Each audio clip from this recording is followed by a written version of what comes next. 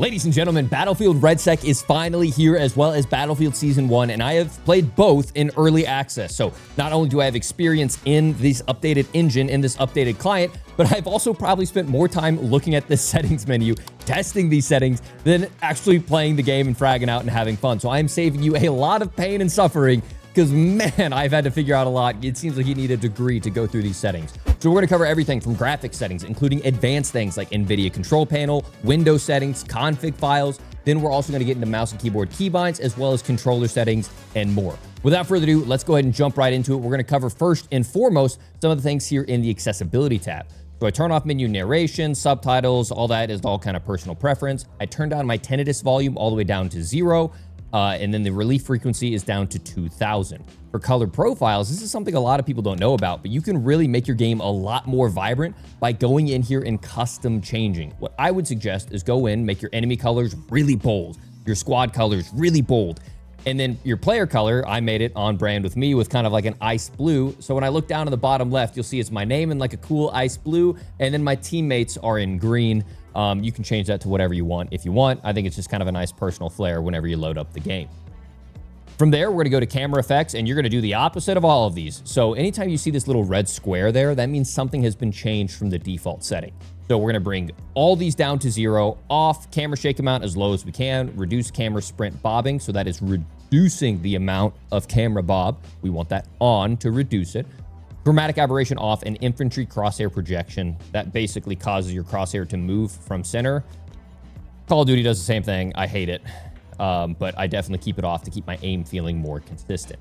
Controls, we're going to cover specifically when we get into mouse and keyboard and controller. Same thing with all that. I keep my tutorials off, but if you are new to the game, you might consider keeping them on. But of course, if you want all settings, tutorials, tips, tricks, and guides, you can subscribe here. I will be streaming live after I shoot this. This is on the new updated Season 1 client. If you want to check me out and get some of the Twitch drops that come for Battlefield, including the leveled up pistol, which will be really important inside the BR, make sure to join me live over on Twitch. That'll be in the description. Going on from there, let's go ahead and go over into gameplay. A lot of the stuff in gameplay is going to be specific to the actual mouse and keyboard and controller. The settings menu is kind of clunky. It really double taps a lot of this stuff. So actually, we're going to skip through it for now because most of these gameplay settings are hit inside of the respective mouse and keyboard and controller settings. There is some stuff in HUD we want to change though. So for HUD motion, we want to turn both of that off. That causes basically the HUD, the heads up display, to shake as we're moving around the map. We don't want any of that. For advanced HUD icons and settings, we're going to scroll down, and again, I've changed these from the more opaque to a brighter, bolder color. I think it looks better for my recordings, and I think it looks a little bit better on screen. Some of the things here, this is more specific to the multiplayer than it is necessarily the Battle Royale, is objective icons. I've started to bring that down. That's basically whenever you're looking through at a site and you see the A icon, the B icon, the C icon, it will obscure your ability. Sometimes you'll have an enemy right in front or behind that icon, and it's at 100% opacity, and it's huge, and then you can't even see the enemy that's behind it. I've turned that opacity down, especially whenever I'm zoomed. It goes to like 30% to really make sure I can see what I'm shooting at and never having an icon blocking me. I'm not sure if that's going to be much of a factor in REDSEC, but something to keep in mind that you do have a lot of customization in here. If there are icons that are bothering you, you can, change the opacity through this HUD, advanced HUD icon settings. For the minimap, I bring my minimap up to large, and I also, for both of my minimaps, bring the view distance as high as I possibly can. So if I have a UAV up, if I have pings from my enemies, someone shooting unsuppressed, I want the most information possible, so I bring those up to 300. Infantry compass, it is now on by default, but make sure you haven't turned this off. You want that compass up top so you can make good calls to your teammates. Same thing here. I have changed my crosshair intensity to a bright green with an intensity which adds like a black kind of like stroke or outline around it, and that will help you see inside of some areas a lot better. Again, turning off the infantry crosshair projection, and I have my crosshair thickness right now set to thick. I haven't changed anything in any of these. For chat visibility, I generally have hidden just because while I'm streaming, I don't need some rogue stuff coming through. All right, let's get into graphics because this is a highly requested one. And I cannot stress it enough, and I want to thank from the bottom of my heart the boys over at FPS Hub, okay? They're the sponsor of today's video, but they're the homies. They're a veteran-owned company, some guys that I've worked with closely for years, and they're the best at what they do. You can see some of their performance benchmarks in the background. These guys in Call of Duty crushed the competition. They continue to do things inside of Battlefield. If you're looking for the most stability, the most performance, whether you're a competing esports pro, which many of the pros in the esports scene rely on these guys to get them top performance, or you're just someone who's sick and tired of crashing, hit them up. They will do tunes for your PC, which I know that's a scary word, but basically whenever your PC is made out of the manufacturer, they have it running stock settings that push a lot more necessary power than needed, just to make sure that that CPU will run. So oftentimes your CPU or GPU are running hotter than they need to be and with less performance than they need to be. They got a money back guarantee. Check them out. They're good, veteran owned, small team, badass guys. I cannot vouch for them enough. I actually may have been to Penn on my motherboard over the weekend, and my buddy Kibbs flew out here on like 12-hour notice and helped repair a custom loop PC, because that's just the type of guys they are. So if you're looking for a tune, there's going to be a lot of things inside of the BIOS. Maybe you're having crashing settings specific to you outside of my settings. This will get you like 80% of the way, but I cannot vouch for how many times they've saved me individually or members of the community. They're so good at what they do. So check them out down in the link in the pinned comment and the description. Longtime channel sponsor, and they're going to save you so much headache, man. One last thing, oftentimes you end up spending $50, $100, $200 on a new piece of hardware to get you that extra 5-10%, but you can get significantly more than that by them optimizing your BIOS and settings. So check them out. They're really, really good professionals. Graphics qualities, okay. My philosophy, I'm going to give you the settings that won't necessarily give you the absolute lowest frames, because your game will look like crap. I will tell you what you can change to make your game look better or worse, but here's my thoughts. Texture filtering, I bring it up to, or texture quality, I bring it up to high.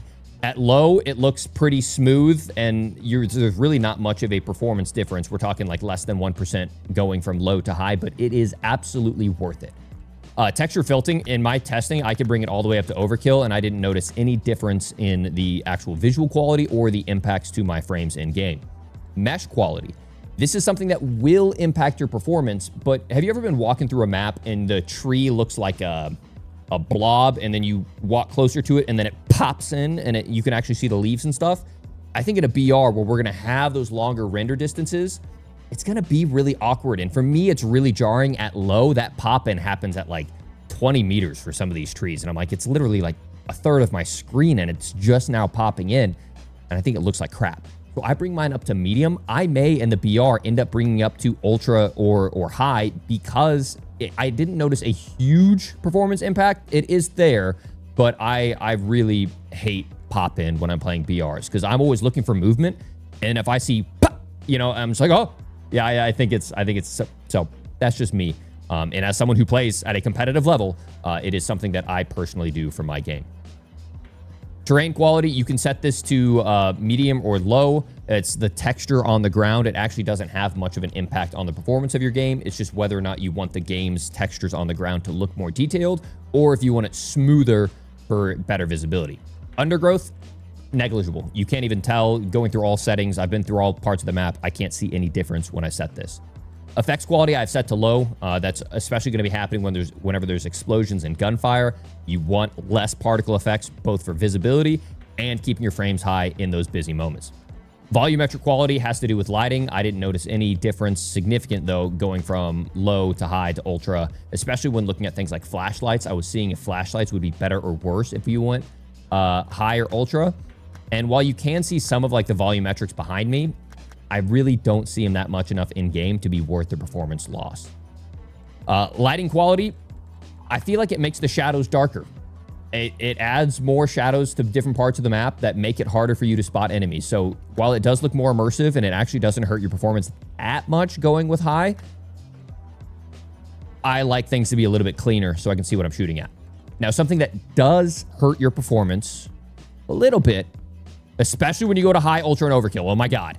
But when you go to medium, not too much, but man, does it make the shadows so much better. Shadows in this game, when you go to low, are like really blocky. I mean, look behind me, underneath me. You can see the shadows, like, it doesn't even match the size of the windows. I take that performance hit, I bring it to medium, and I think my game looks a lot better. Again, you can throw all these to low, but what I'm giving you is not a massive performance hit, but it does make a meaningful visual difference. By all means, go all low. We're going to show you some stuff in the config files that will help, but I'm not someone who's going to tell you to throw everything to low and then your game's going to look like crap, because I think it's a beautiful game and I think we can optimize, and that's what I've done with these settings. For the rest of these, that being said, I will keep them all the way at low. Reflection quality, I don't need that right now inside of a competitive multiplayer. Same with screen space reflections, post-process quality, screen space.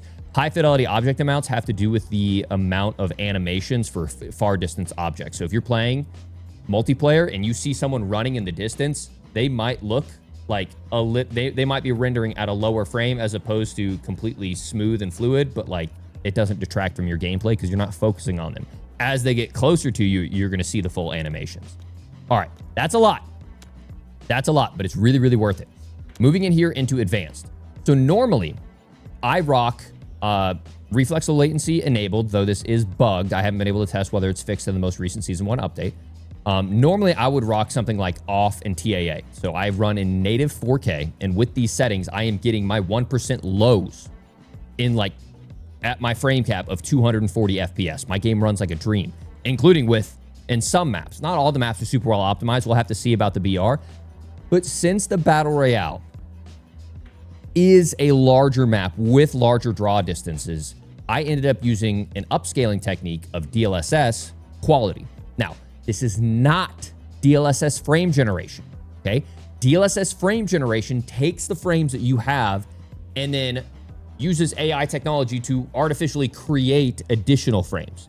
That is not what upscaling is. Upscaling says, I am going to take your game, and rather than render my game in native 4K like I was earlier, and I still do get damn good frames on native, if you're struggling to get the frames that you want, especially to reach the refresh rate of your monitor, consider throwing it into DLSS quality. What this will do is it will render it in 1440p or a lower resolution, and then use an unbelievably impressive upscaling technology to render it to the full resolution, and it does not in any way add input latency, okay? I've tested it with third-party tools. I've tested it with in-game tools. DLSS quality does not add any input delay at all. Some people have had experiences with DLSS where like the order of the frames might get a little bit mixed up here or there, and you can feel a little jitter.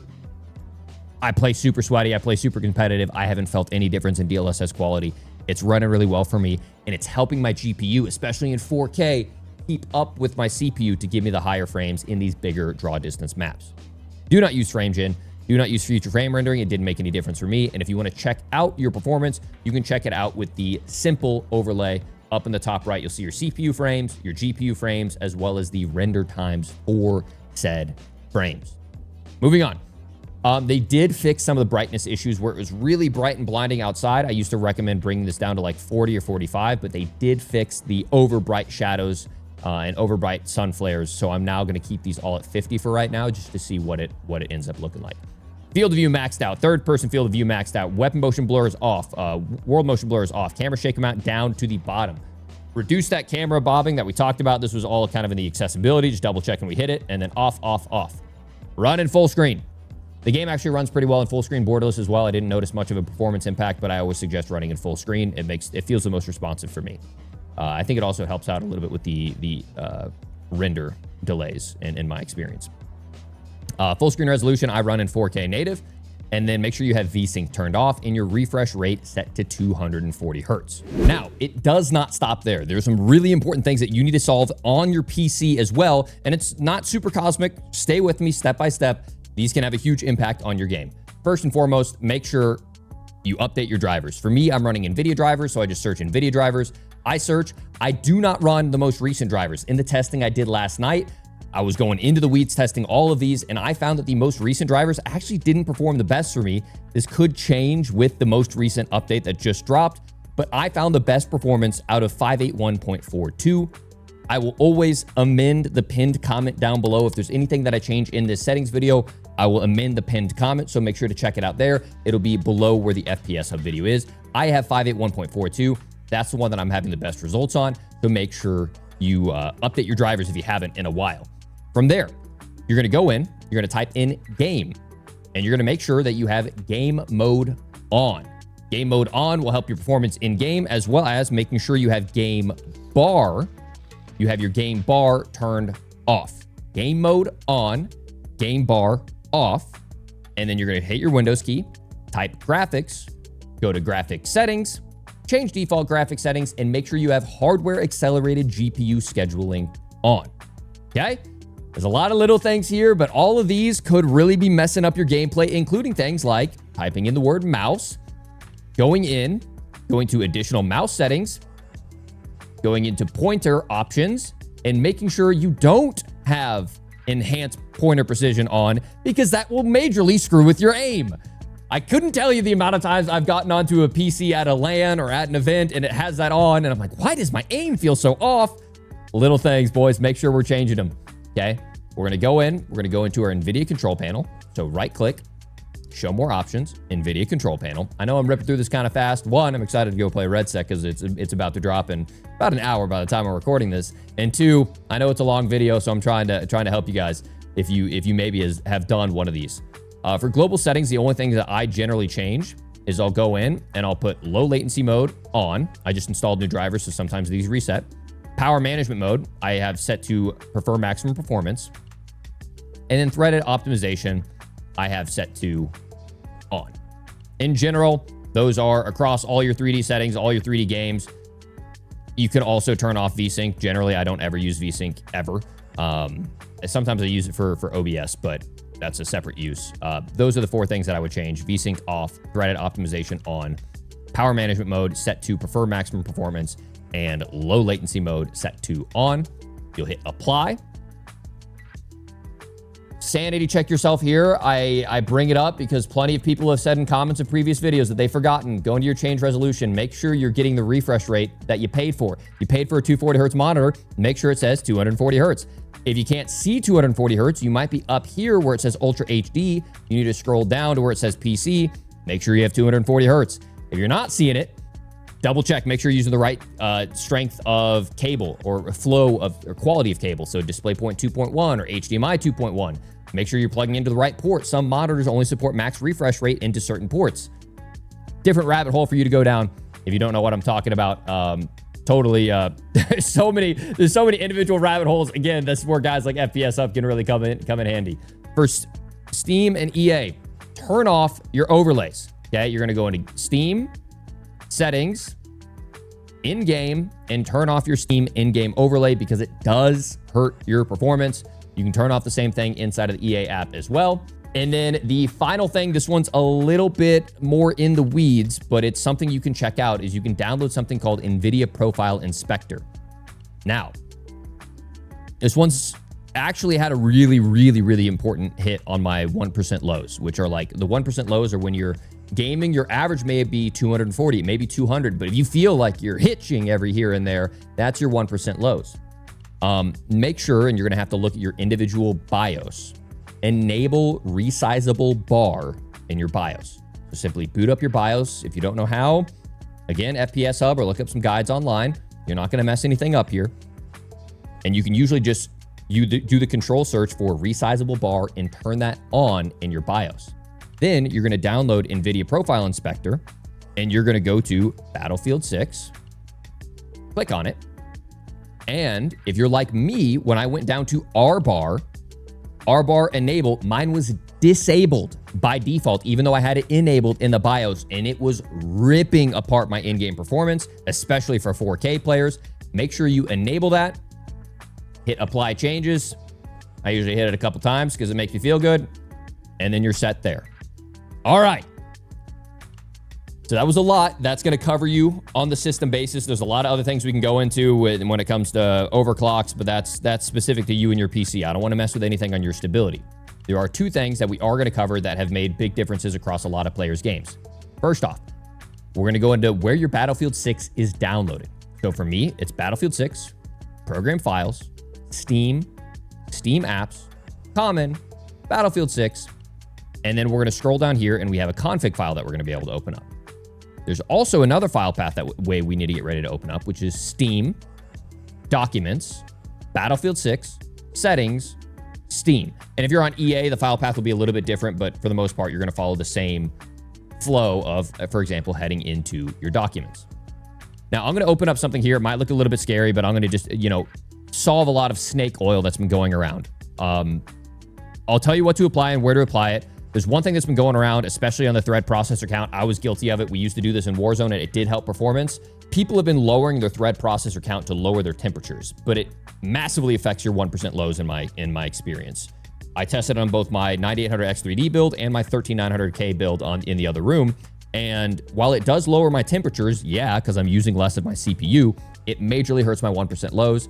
If you're having thermal issues, get something figured out with your case airflow, your thermal paste application, maybe your overclock. This, while it will lower your temps, does significantly hurt your performance in every benchmark that I've ran. Now let's get into what's actually going to be changing. So we're going to be making changes to our user config file. And this is nothing to be scared of, no ban issues. People have been changing config files on games for years.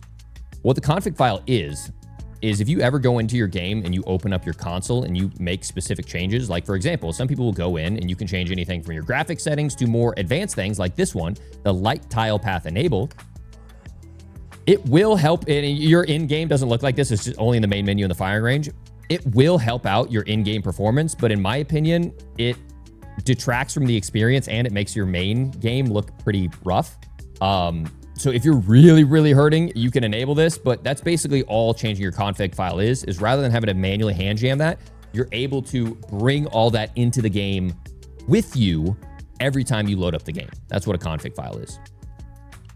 So we are going to have things into our config file that are going to help. So we're going to take that Battlefield 6 program files all the way down to the bottom, and we're going to adjust our config file. If you don't have a config file, right click, new, create a text document and label it user.cfg and save it. From there, the only thing that I suggest adding is postprocess.dofmethod to 0.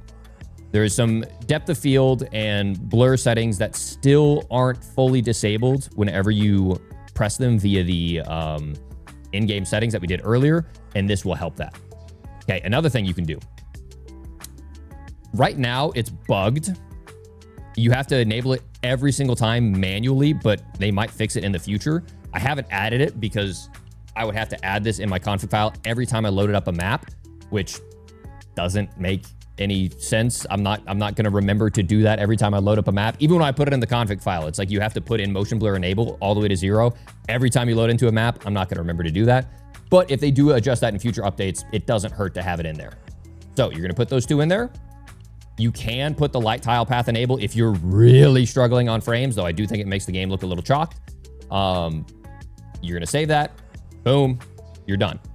The next thing that we're going to go into is that Steam file, and we're going to go into our profsave_profile. When you open it up, just open it up in your notepad. You're going to see I already have mine opened up here, and there's a lot that you can look into, but there's only one thing worth changing in my opinion. WeaponDOF. You're going to scroll down until you find WeaponDOF, and you're going to set that to 0. What that does is on your depth of field, you'll see when I zoom in, the buttons on my scope are super blurred in, and a lot of the map is blurred.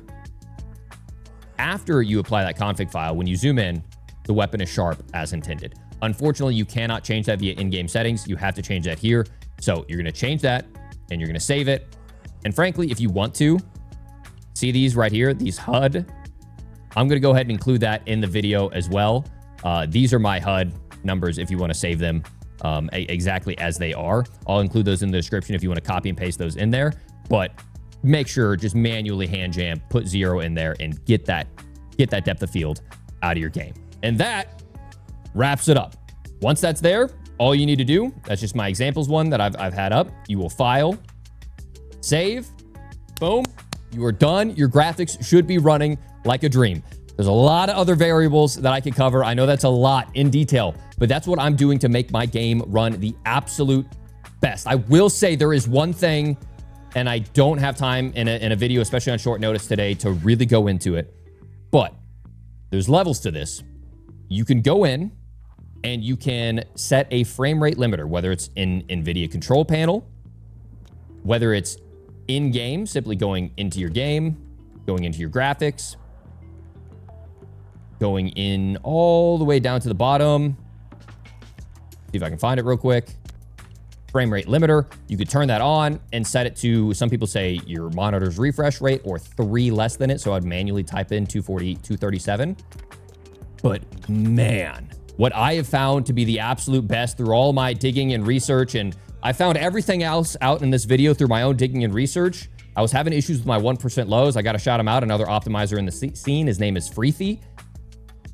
He showed me how using the Riva Tuner statistics server combined with MSI Afterburner, which I don't have time to explain how to download all this, I would set my frame rate limit right here to 250.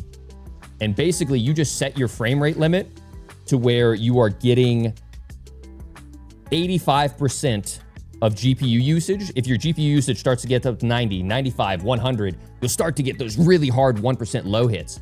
So if you naturally cap your frame rate limit and get your GPU at a stable level at about 85 to 90, dude, my game is running so unbelievably well, and it does not impact your render delay or your frame times at all. A glitch. I don't have time to explain how to download and set up Riva Statistics Tuner or MSI Afterburner, but I gotta say, the game's running like a dream with all that combined. These videos get really in-depth, ladies and gentlemen, but I don't like to feed you BS. I don't like to feed you snake oil. I do all the testing. I do all the benchmarking on my end. I do all my sanity checking across multiple PCs, and that's what I'm doing to run the absolute best. But without further ado, let's get in real quick into the mouse and keyboard and controller settings.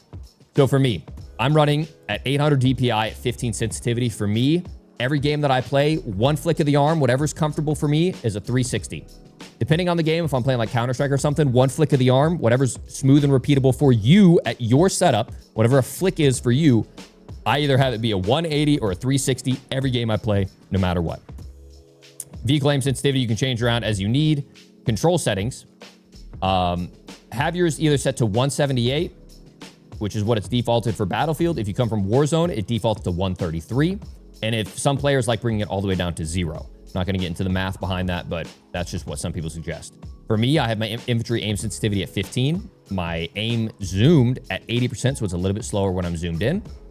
Some key settings that I would change inside of here. I have my crouch set to left control, double tap crouch for slide set to off. There's a roll camera where your camera will roll. I hate that. I have that turned off. This is really important, boys. Don't skip this double tap crouch for slide. Now you only need to tap crouch once and you will slide. Everything else out in here is mainly set to standard. Make sure tethered only for parachute auto deploy. So if you're jumping, it's not going to auto pull your chute, which could get you killed pulling your chute too early when you don't mean to inside of a battle royale. Tethered only isn't whenever you're first dropping in.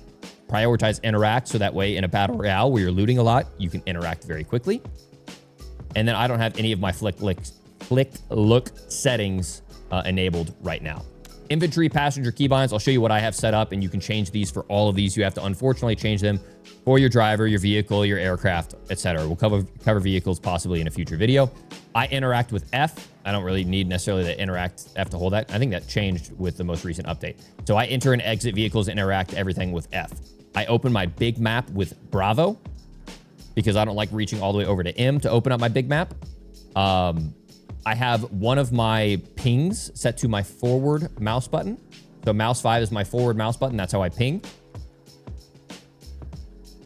I'm not using any of these flick look settings. That's for something else I was testing. Vault and jump, though, I have set to separate. I would really suggest you doing this. Set jump to one thing and then vault to something else, which is my C key, which is right above it. So that way you're not just trying to jump and hit one shot on someone and then you get stuck in a vault animation and then you get yourself killed. I have jump and vault set to a separate key. That's very, very important. Crouch, I have set to left control toggle. Prone, I have set to my mouse 4, which is my rear mouse button. That's how I drop shot. Slide is left control. Melee, I have set to E. So for me, E and F are switched. Armor, I have set to 4. My gadget 1, I have set to 3.